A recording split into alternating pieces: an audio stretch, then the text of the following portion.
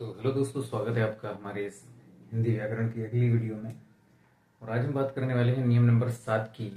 नियम नंबर 7 में हम समझने वाले हैं कि जब भी छोटा आ और बड़ा आ के अलावा कोई भी दूसरा स्वर होगा, मतलब कि 11 स्वर होते हैं कुल, उनमें से छोटा आ और बड़ा आ को हमें छोड़ देना है। इनके अलावा अगर कोई भी दूसरा स्वर होता है और उसका मेल यदि सा से हो जाता है तो इस सा का परिवर्तन इस शा में हो जाता है। ये ध्यान रखना है कि अगर छोटा आ और बड़ा आ के अलावा कोई दूसरा स्वर होगा और उसका मेल यदि इस सा से होगा तो इस सा का परिवर्तन इस पा वाले शा में हो जाता है।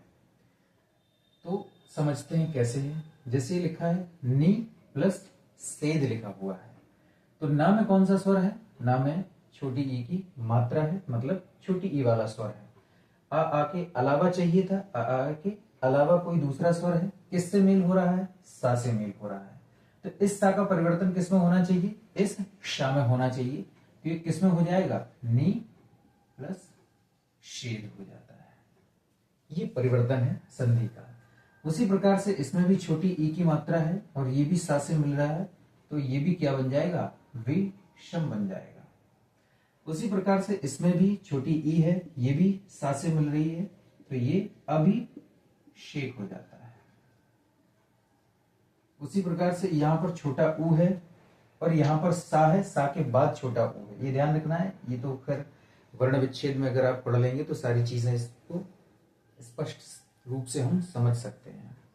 तो यहां पर छोटा ऊ है और जब इसका भी सा से मेल होगा तो ये किस में परिवर्तन हो जाएगा? शा में हो जाएगा।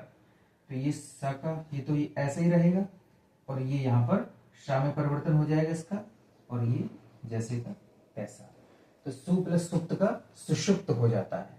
इसी प्रकार इसमें जब इससे मिलेगा तो ये भी शा में परिवर्तित हो जाएगा। तो सु प्लस समा सुषमा। अभि प्लस सिक्त तो अभिषिक्त हो जाता है। तो ये हमारा नियम नंबर 7 हिंदी व्याकरण का कि व्यंजन संधि का नियम नंबर 7 है। अब हम बढ़ते हैं नियम नंबर 8 की तरफ।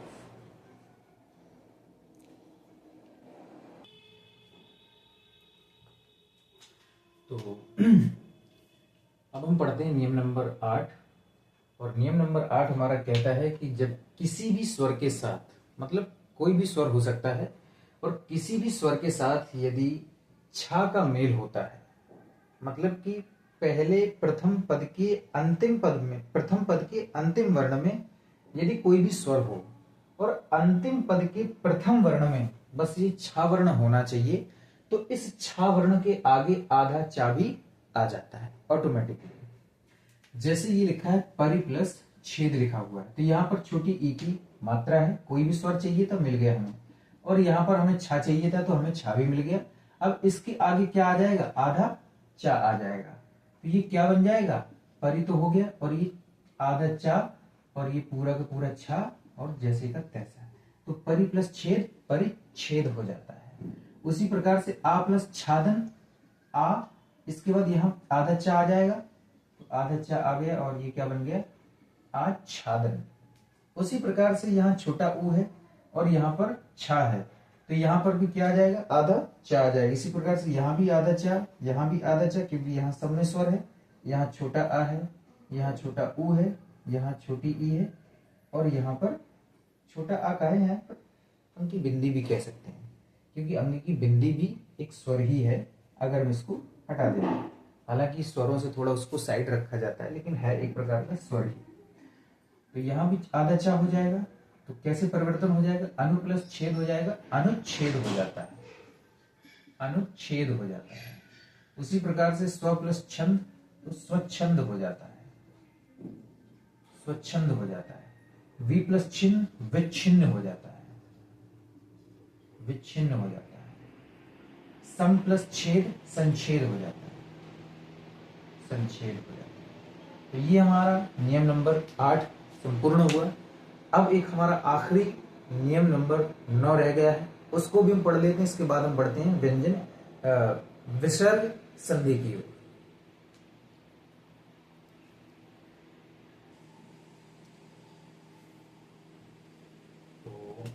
अब हम पढ़ने वाले हैं व्यंजन संधि का नियम नंबर 9 और ये नियम नंबर आखिरी भी है। इसके आगे हम सीधे विसर्ग संधि की ओर बढ़ेंगे। तो नियम नंबर 9 कहता है कि जब भी छोटी ई या छोटा ऊ के साथ में ये शब्द मिलेगा, मतलब कि आधा सा और पूरा था, तो इनका परिवर्तन इसमें हो जाएगा। मतलब कि ये आधा सा है, ये पा वाले आधे शा में परिवर्तित हो जाएगा और ये था है, ये ठा में परिवर्तित हो जाएगा। कैसे परिवर्तन होगा? जैसे यहाँ पर कौन सा स्वर है, तो यहाँ पर छोटा ऊ है और यहाँ पर ये इस्त है। तो ये ध्यान रखना है कि बस हमें ये इस्त की जगह पर हमें ये इष्ट को प्रयोग करना है बस। और यहाँ पर देखो, यहाँ पर छोटी ई है, यहाँ पर भी छोटी ई है, यहाँ पर भी छोटी ई है, यहाँ पर भी छोटी ई है। ठीक, तो अनु प्लस स्थान से हम क्या बना सकते हैं? अनु हमने लिख दिया और इस्त से इष्ट हो जाएगा, तो अनुष्ठान हो जाएगा। उसी प्रकार से प्रति प्लस स्थान से प्रतिष्ठान हो जाएगा, प्रतिष्ठान। उसी प्रकार से नी प्लस स्थुर से निष्ठुर हो जाएगा, निष्ठुर। उसी तरह युधि प्लस स्थिर से क्या बन जाता है? युधिष्ठिर बन जाता है, युधिष्ठिर। ठीक, प्रति प्लस स्था से प्रतिष्ठा बन जाता है, प्रतिष्ठा बन जाता है। तो ये है हमारा नियम नंबर 9 व्यंजन संधि का, और इसको नियम नंबर आखिरी भी कहते हैं। इसके अलावा कुछ हो सकता है ऐसे अपवाद जो छूट रहे हों, but most of the questions मैंने यहाँ पर कंप्लीट कर दिए हैं। अब मैं इनका एक प्रैक्टिस सेशन भी लगा दूंगा ताकि सारे डाउट्स क्लियर हो जाएं, और जो भी डाउट्स रह जाएंगे आप वो कमेंट्स करके हमसे पूछ सकते हैं। मैं उन डाउट्स को क्लियर करने की पूरी कोशिश करूंगा। तो मिलते हैं अगली विसर्ग संधि में, तब तक देखते रहिए, बने रहिए। धन्यवाद।